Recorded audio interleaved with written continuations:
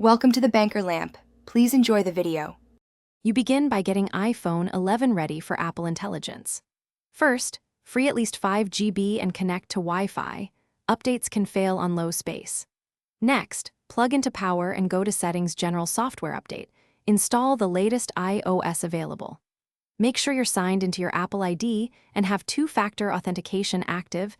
Apple Intelligence ties to your account and device security, so this step unlocks the rest of the setup smoothly. Once the update finishes, enable the intelligence features.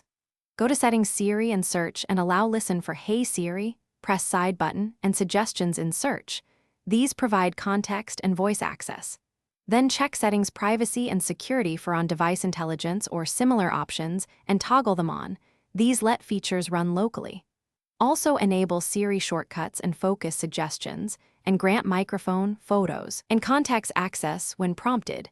Permissions let the system learn and respond accurately. Finish by restarting the phone and testing Apple Intelligence. Ask Siri a context question, run a shortcut, or try Summarize in Notes to confirm behavior. If the expected options are missing, make sure your iPhone 11 actually supports the exact Apple Intelligence features.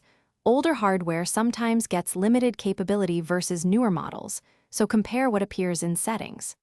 If something breaks, reset all settings from transfer or reset can clear conflicts without erasing data. Use it only after backups and if problems persist. Thanks for watching. If this was helpful, leave a like and consider subscribing. See you next time.